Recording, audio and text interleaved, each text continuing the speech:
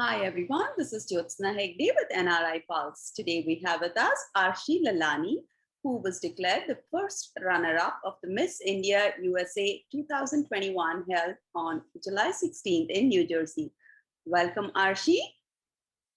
Namaste, namaste Jyothsna, and namaste NRI Pulse. I'm very, very happy to have won first runner-up at such a young age, and I'm extremely thrilled to do this interview with you. Well, yeah, so let's begin with that right away. So how does it feel to be the first runner-up of the pageant? Well, I would have to say that, me being You're breaking up, Arshi. Arshi, you're breaking up. Girls You're breaking up, Arshi. Category, I already Arshi, felt very intimidated. Arshi, you're breaking up. Hello? Can you hear me? You're breaking up. Okay. Can you hear me now? Now I can hear you, yes. Okay. All right. All right. Sorry, I guess it's just Wi-Fi. I know.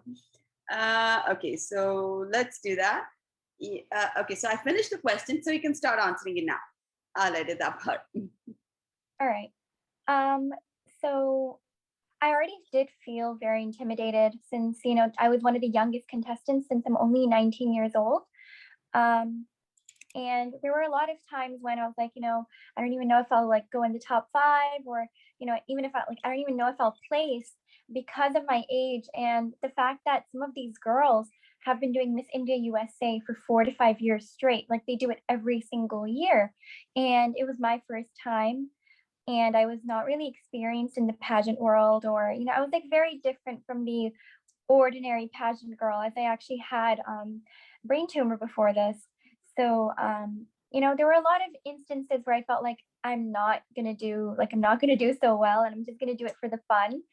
And once I got to the top 5, that's when I was like, oh my God, I have a shot at winning.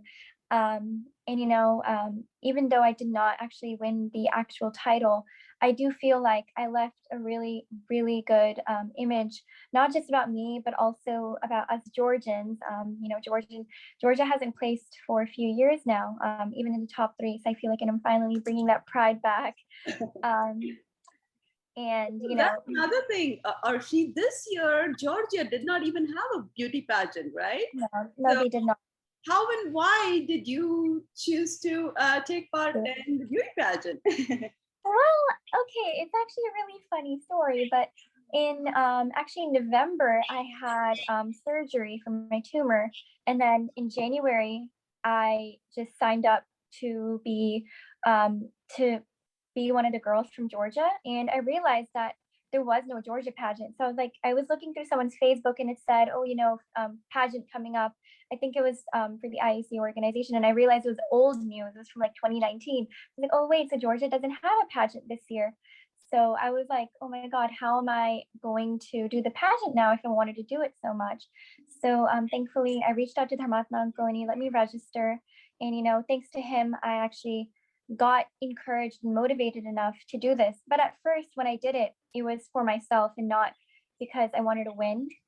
But eventually, going through this journey, I realized how much I learned, despite getting hospitalized in November and then getting hospitalized again in March, I did not really stop. I just continued practicing. I continued rehearsing my walk, rehearsing the question and answers, rehearsing my talent. So I did not really stop to think, oh, should I do this? I'm still weak. My parents were also very worried because they were like, oh, you're not really that, healthy yet. Because I also lost a lot of weight because of my surgery. So, there were a lot of instances when my parents were like, maybe just calm down, take a break this year. You don't even like pressure yourself for school, just take a break. But I just didn't want to stop. I felt really alone at home. And I was like, no, I want to do this for myself more than anything and just like prove to myself that I'm not just some patient or some weak girl. That, you know, even girls that have medical issues or have, you know, confident issues or whatever issues, they can always face them. And, you know, that is exactly why, you know, I feel like I left a very long lasting impact.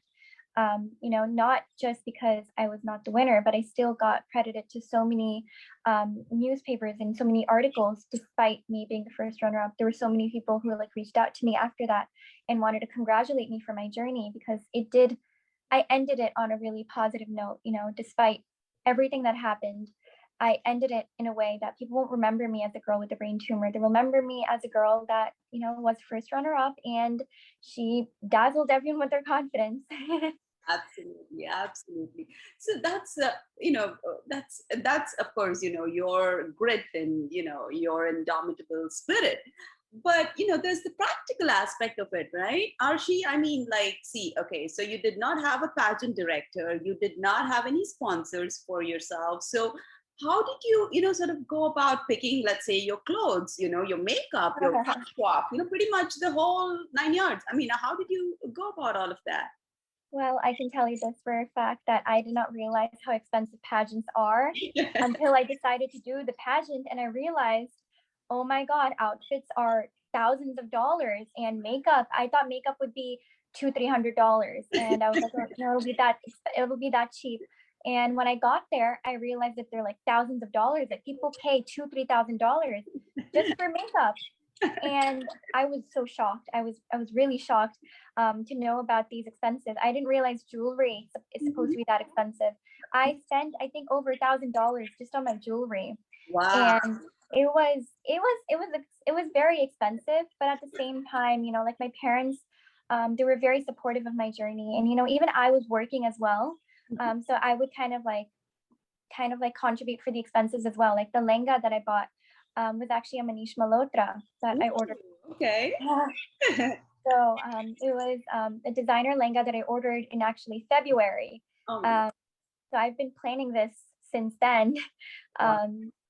I've been planning it since then. And, there's even my evening gown outfit, which was a red ball gown that I got custom made from MacDougall. Even that was very expensive.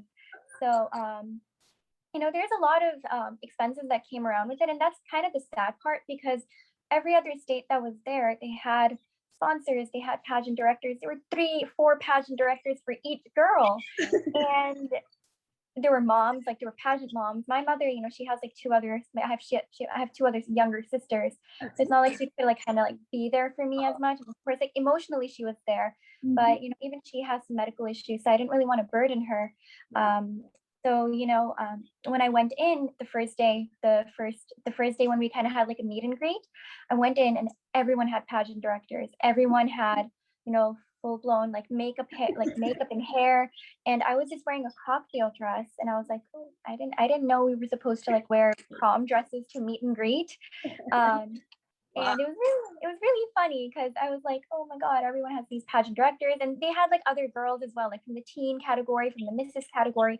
And there I was, the only girl from Georgia, only one, no teen, no Mrs., no one. I was just alone, solo. No one was there to kind of just like represent me or help me as such. So, it was really hard at first, because I was like, what am I gonna do now? I don't have anyone, but I still managed to win everyone's heart somehow. I made a lot of great friends, and I interacted with so many pageant directors throughout the course of my journey. Like, for example, for Miss India Michigan, I actually judged their pageant in early May. And yeah, they actually two of the girls, one from Miss India USA, Miss Teen India USA, and Miss India USA. So I felt so honored to actually judge those girls. The girls that won today. So I feel like oh my God, like they're my girls that I picked. It's like a little it's like a very heartfelt moment for me, because through the course of going through this pageant, I made so many connections. Not just through Michigan, but also DMV. I got Madhu Vali was actually one of my pageant coaches, who was Miss India Worldwide from 2017. And I even got to get on call with Sri Saini, and she was actually my pageant mentor. who is actually Miss World of Washington and was Miss India Worldwide at one point. So, I got to meet and connect with so many people, and, they were all my mentors. They were all somehow helping me through this journey. And, especially Kiran Agnihotri, who was actually one of the pageant directors for IACA. She has guided me so much, for my walk, for my talent, how to talk right now, everything. She kind of built my confidence, and, she always pushed me to, be the best version of myself, and she would always be just like a mother. Oh. Yeah. So, I had a lot of support, like externally, like through the pageant coaches, through like, a lot of external help. But when I went there, it was like a battle on my own, because I didn't really reach out to anyone once I got there. It was just up to me of how I presented myself. And I just stayed as positive and as nice as I could. And I think that's how I won their hearts. And see, that's another thing too, Arshi. You, at 19, you were the youngest in your Miss category, right? So what was that experience like? Did people come to you and say, oh, you do look like a teenager too. So, so what was that experience? It just in general, that along with the whole beauty pageant experience itself, what would you say about it? Yeah. Well, I would have to say I was in competition with a 25-year-old, and it was really funny, because I did judge Miss India Michigan and everything. So and I did become really good friends with Vaidehi. She's a very, very sweet girl. I still talk to her. So she's more of my mentor as well, because I hope that I am like her when I'm 25 years old. And it was not really a competition for me, because I have a lot of respect for her. But it was a little difficult, because there was people that were like 21, 20, 24. There was a girl that was 30 years old in the competition.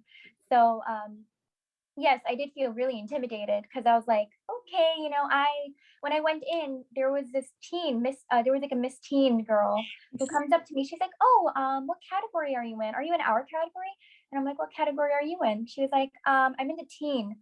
And I'm like, no, how old do you think I am? So she's like, I think you're 15. You're 15, right? And I'm like, no, I'm 19. Thank you. So it was really funny, because a lot of girls, a lot of the misses would be like, oh, you're such a cutie, ekdam guriya lag rahi hai. You look like such a Barbie doll. Even for my outfits, a lot of people were like wanting to take pictures with me, because I looked like an Indian Cinderella for both days, especially my red gown. In like I had like a very ball gowny, princessy outlook towards the pageant. So I was like living my princess dreams, like wearing the big cans, big ball gowns. So Did you there were like pick a for lot yourself, of Arshi? The sorry. gowns? Did you pick the gowns yourself? Yes, I picked it myself. I wanted to live a princess dream rather than wearing like, dresses that are like just stuck to your body. I wanted to be like more flowy, very Cinderella like. So I think I achieved that, because everyone called me Gurdia, Barbie doll, Cinderella, Princess Jasmine. I don't even know. The count is endless. They're like, oh, you look like such a Gurdia. Oh my God, I just want to take you home and put you in a showcase. So it's like it was like really, it was really funny, because I never realized how young I was until I went into the pageant. And they were like, oh my God, you're so adorable. You're such a cutie. And I'm like, okay, thank you. But like, do I look like a Miss contestant? Please tell me. So, but it wasn't until like I opened my mouth, they're like, oh, okay, so she is a Miss contestant. Because they do like, I did sound a little bit more mature compared to my age. So it was really funny to kind of witness the way people were trying to guess my age. So I'll remember that. Well, Arshi, you were diagnosed with brain tumor right after high school, right? Is that right? Just about that time. And what was your sort of... Yes, right after high school. Mm-hmm. Sorry? Yeah, so you were diagnosed right after high school with brain tumor. And, you sort of, I don't know, what was your initial reaction, and sort of how did you come to terms with it? And, you got into Georgia Tech, and, you had so much going for you at that time. So what was your initial reaction, sort of? Well, when I got diagnosed, I didn't really take the necessary precautions on time. So when they told me that, well, actually what happened was I'm anemic. So when I went to the doctors, I mean, I actually passed out. So they hospitalized me and they said, oh, you have anemia. So that's why they run some like more blood tests. And they were like, oh, we found something. So maybe you should do an MRI to see what is going on. And I did not listen to them. And I was like, I'm not doing an MRI right now. So I'm just going to go home and hopefully I'm just going to forget about it. Like, because I don't really want to think that something was wrong with me, which is like my initial reaction, because I was only 18 years old. So I went home, and then 2 months later, I passed out in my car when I was driving. And that's, yeah, I passed out in my car when I was driving. And that's when I got hospitalized again. And they told me that you need to get an MRI because we really think something is wrong with you. So I was like, oh, okay, sure. And I was really scared because like I've never done any serious like medical procedures, let alone an MRI. I've never done anything like that. So when I went in and they got my MRI done, right the next day we got a call and they said that you do have a brain tumor. So my initial reaction was, okay, like, is it serious? Am I gonna like, is something going to happen? And they're like, thankfully you did catch it early, but you need to have it removed before it becomes cancer. So it was really scary because it's like, I was starting to feel like I started realizing the like symptoms all of a sudden. Like I was starting to have nosebleeds, I was starting to be very weak. I was like passing out all the time, like I wouldn't be able to eat much, and I was losing weight like crazy. I was like, I'm 108 right now, but I think 6 7 months ago I was like 90 99 90 90 pounds, 89 pounds. Oh my God. So I was really really skinny because of the tumor. I wasn't able to eat much, and I would like not be able to digest it so well.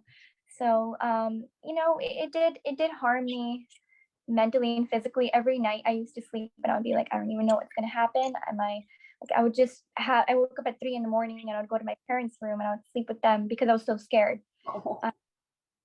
But my parents and my mother and my father, they were a huge support for me, and that's what matters. And they got me through this, and they were the ones who encouraged me to do this pageant in the first place, even though they were also very skeptical about if it's going to impact me, like if I'm just gonna like if I'm gonna become stress myself some more. But they still supported me, and they still made sure that I had the best pageant experience ever. Of course, of course. So Arshi, you are an inspiration yourself, but do you have like a role model that you look up to, and who is that? Do I have a role model?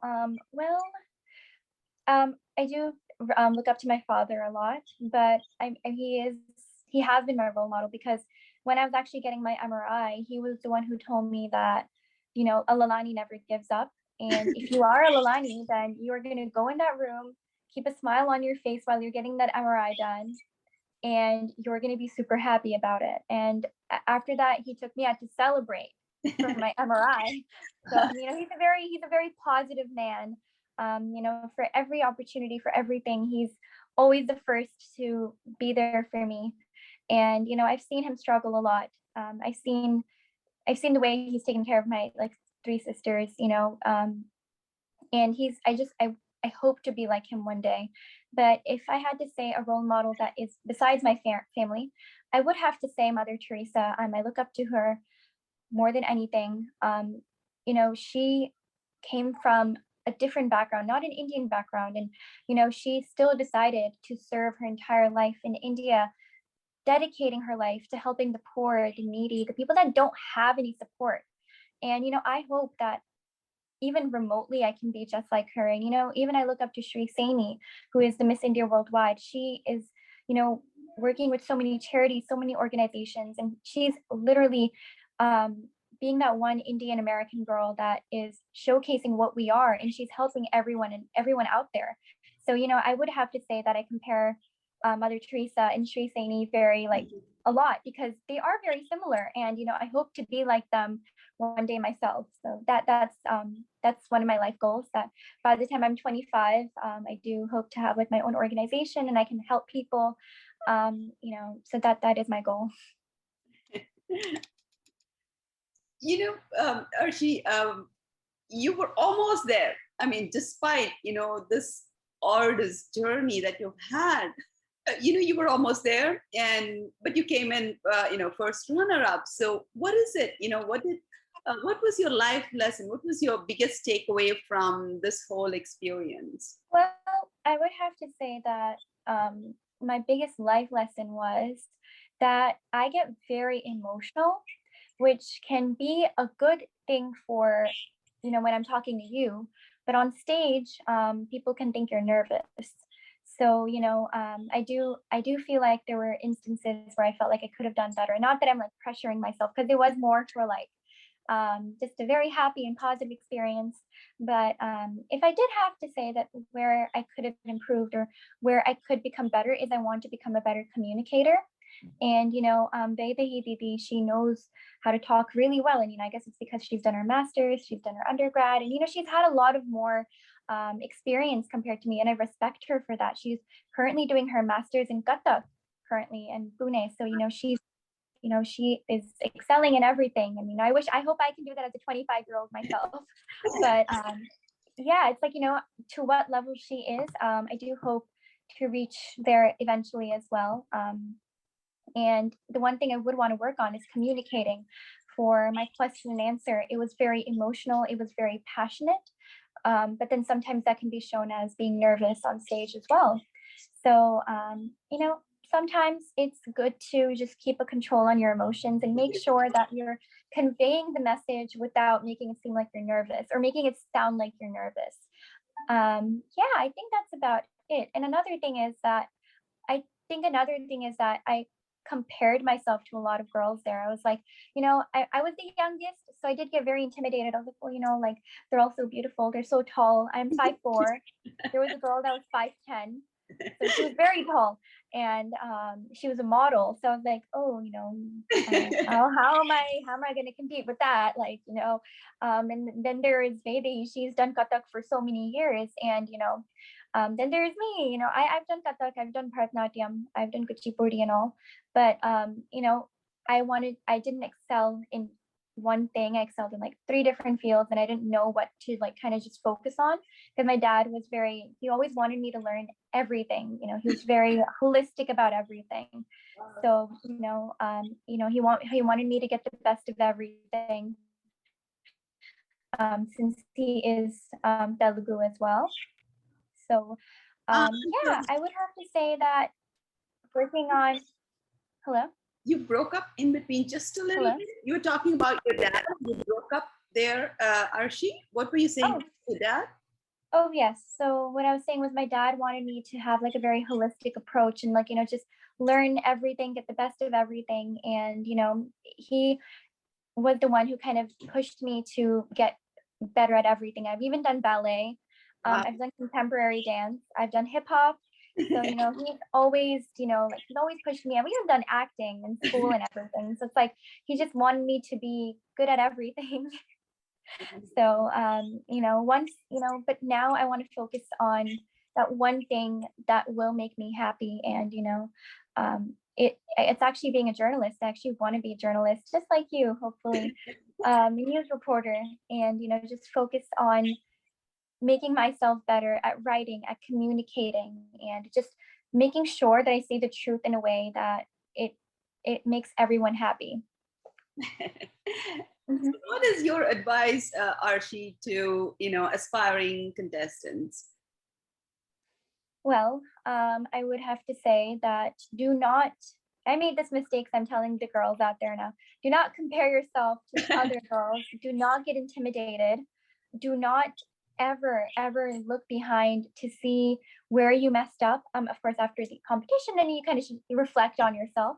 But when you're at that competition, the only focus should be on you and no one else. I think a lot of girls, they tend to mess up when they get intimidated when they see one other girl doing much better, and they just think, oh, how am I going to win now? How am I going to do it? And, I sort of had that attitude myself because I was like, oh, like, how am I going to do this? She did amazing. One of the things, you were the youngest, you had no one to support you. You pretty much did the whole thing by yourself, I mean, wow. Go ahead. Yeah. Yeah. So it's like, I made that mistake because I was like, okay, there's pageant directors, there's like ladies out there that were like giving dahi shakkar to their contestants before they got on stage. So it was really it was a very interesting experience. Because my parents, they were just like sitting outside and and I didn't really want to burden them with anything. So I was just like trying to figure everything out myself. I'm like, I got this. It's my journey. Like you guys have supported me enough, financially and emotionally. Now you guys just have to watch me, do amazing. That is the point. And I didn't have pageant directors, which is something I did wish that would have added to it, or maybe I would have had sponsors because I did have a lot of financial burden, trying to pay for everything. I did not realize that I was going to end up spending so much. Like it was in the high thousands. Like I'm telling you, it was very, very, very expensive. My flight tickets, my hotel, my dresses. I did not know that we were going to have a meet and greet. So I had to buy a cocktail dress as soon as I landed from the hotel. No, not the hotel. Like I landed in New Jersey, and I literally ran to the mall and I bought a cocktail dress. Oh my God. So it was like, a lot of expenses just adding up. And then, one of my heels, they actually broke. So I had to go and buy another pair of heels. And then at night, I had to practice walking in them in my hotel room, trying to get used to them. So, I just wish that there was like some more support and, like just sponsors, sponsors really do help because, it takes off so much financial burden and, it just, because it's not all out of pocket from my parents or me. And, that kind of helps you be very, very less stressed. So having pageant directors and having sponsors is huge. I didn't realize it until I went into the competition. So I think, like a lot of times people don't really see that, but having that even extra amount of support can really make you the winner. And that does really contribute to it. But I am very, very happy that not having support, I did come first runner up. And, despite, I prepared everything myself. I didn't Arshi, you breaking really up. get any sort of, hey, can you be my pageant coach? Can you coach? Hello? You were breaking up in between. Go ahead. I'm not sure exactly where you broke up, but the last sentence was sort of broken up. But go ahead. Oh, okay. So, I had to reach out to people. Like I had to take the initiative to reach out to Madhuvali, to reach out to Karen Agnihotri, to reach out to Sunny Molu, who was also my pageant coach. I had to reach out to these people and tell them, hey, can you help me? I want to do this pageant. Can you train me? I did not really get the luxury of having a pageant director. And with the pageant director, after I win a pageant, getting all of these luxuries, like getting interviews and getting places, going to places and everything. I didn't get that.